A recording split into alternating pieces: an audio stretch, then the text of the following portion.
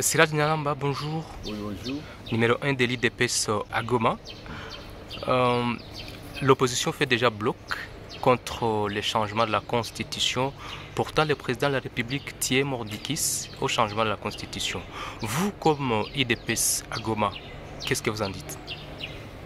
C'est ça ce que même le président lui-même appelle la vitalité démocratique.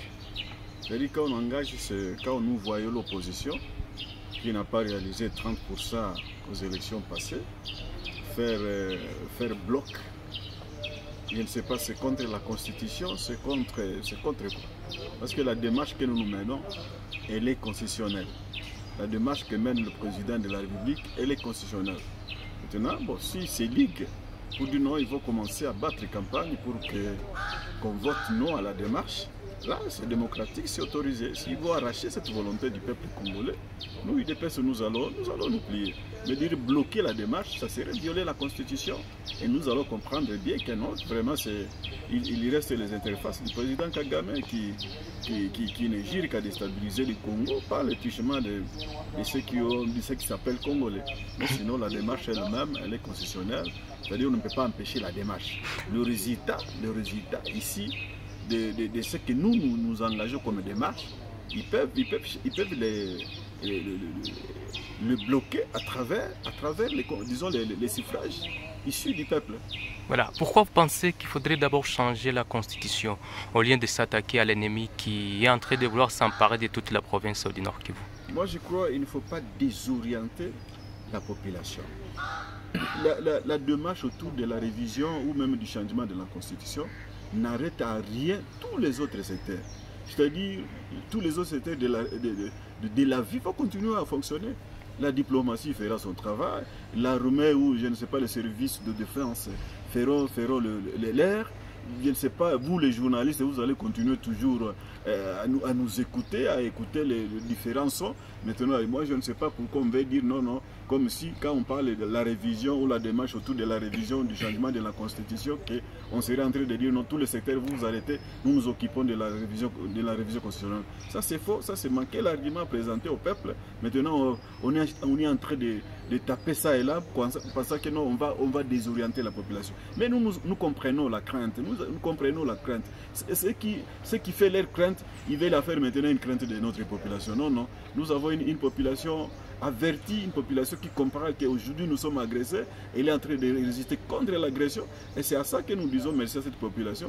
Alors les gens, ils doivent se préparer à aller affronter cette population. Pourquoi? Ils ont peur de la population. Nous les encourageons à sensibiliser pour qu'on vote contre. Or cette population ne votera pas contre parce que nous faisons face à une constitution piégée du début à la fin. Contre la République. Voilà, changer ou réviser la Constitution, c'est peut-être donner encore une fois une brèche à Joseph Kabila de se représenter à la présidentielle. N'avez-vous pas peur?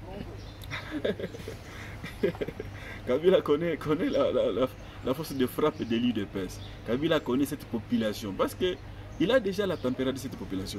Je vais vous dire qu'en 2006, là des fois je mets au conditionnel, il se pourrait que Bembalori bâti. En 2011, il n'y avait pas match. Nous, IDPS, nous l'avons bâti à plate couture. Il connaît tout ça. Maintenant, et pourtant, il était à son temps là, le président de la République. C'est quoi vous avez vu, non? Il réalisait difficilement 48% après bricolage, 47% après bric.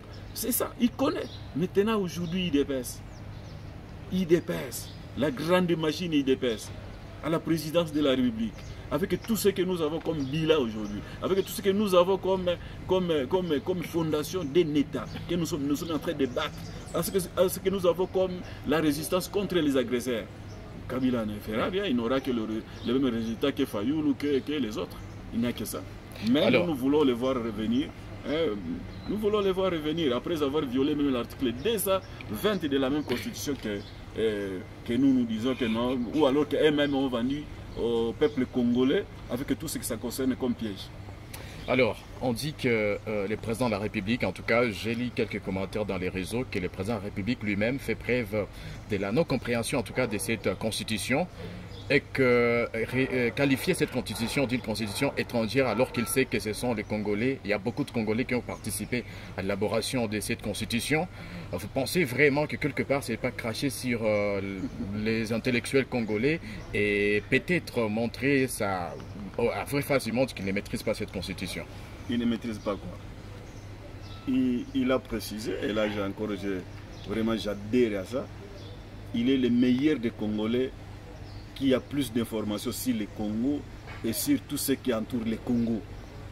Alors, dire que non, il ne maîtrise pas tout ça, moi je dis il y a toute une série. L'article, quand vous voyez l'article, je ne sais pas, 12, disons 212, 213, 14, 15, 17, 10, c'est vraiment des pièges. Si vous les lisez, ça y mettre l'entourage, ça comprendre les enjeux, l'environnement politique de notre pays, vous pouvez dire ça, mais sinon le président a compris que non, c'est une constitution piège. Et les Congolais, nous avons compris, l'UDPS a compris, nous allons nous battre jusqu'à ce que nous puissions arracher la majorité de l'adhésion populaire au changement de cette constitution qui regorge. Je reviens sur le mot le piège. Je vous envoie d'aller lire ces dispositions-là. À partir de 211, 12, 13, 14, 15, vous allez à 17, vous allez à l'article 220. Vous allez comprendre qu'il y a des pièges que les Congolais n'ont pas compris. Il n'y a que les Rwandais, avec ces valets congolais qui ont accepté de l'accompagner dans sa vision, qui comprennent ce que signifient les pièges qui sont dans cette constitution. Alors nous, UDPS, avertis depuis 2005, parce que les gens vont vous tromper que non, à 2016, on vous a dit tous, ne touchez pas ma constitution. Nous avons rejeté cette constitution dès le départ. Alors quand le président dit que c'est une histoire conçu par les étrangers et donné aux Congolais, c'est très vrai. Nous qui sommes grandis au village, à un moment, le vieux papa vous amenez un stylo, un papier, et dit non papa, aide-moi à écrire. Quand vous allez écrire les idées des autres. Vous n'écrivez pas comme les propriétaires de la lettre. Et c'est de cette manière que les gens qui sont allés accompagner ce complot-là qu'on a inséré dans la Constitution. On les a amenés déjà un texte bien élaboré. Ils ont fait seulement les plagiats et ils nous ont présenté. Et ces différents groupes armés à son temps. Là, je parle du RCD, je parle du MLC, je parle même d'un autre groupe qui était à Kinshasa déjà, qui ont bâti tous campagne en imposant le peuple congolais cette volonté-là. Malheureusement, la population avait mordi et nous, UDPS, on a été obligés de nous plier à cette logique-là. Alors aujourd'hui,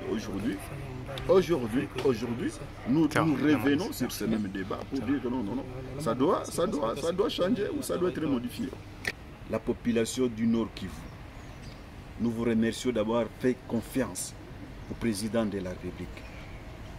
Le président de la République, il n'y a pas une année, il a été élu massivement par vous, la population de la RDC, et en particulier la population du Nord Kivu. Nous disons, il se bat pour remettre la paix, alors la paix, qui ne sera pas une paix de façade, où on nous infiltre une catégorie de personnes et les autres laissent à côté pour encore nous recommencer la guerre. Le président de la République, faites-lui confiance, mettez-nous debout, continuons à résister tel que nous le faisons contre l'agresseur, et le président, il se bat pour que nous ayons la paix. Les gens qui cherchent à vous faire montrer que non, voilà, la Constitution ne vient que protéger une personne. Non, nous sommes en train de voir comment nous pouvons tirer, ou alors nous pouvons encore refaire l'État, parce qu'il n'y avait plus l'État dans notre pays. Il n'y avait que l'espace géographique et des personnes qu'on appelle Congolais, mais sinon la notion d'État, il n'y en avait plus, à part des pièges qu'on nous avait déjà imposés. Faisons confiance au chef de l'État, sa lutte ne concerne que l'intérêt général de la République démocratique du Congo. Et les idées que nous voulons faire de notre constitution ne sont pas les idées qui viendront seulement de la tête du président Tshisekedi, qui méritent notre protection et notre soutien. Ça sera encore les idées des Congolais sur le territoire congolais. Merci beaucoup. Merci.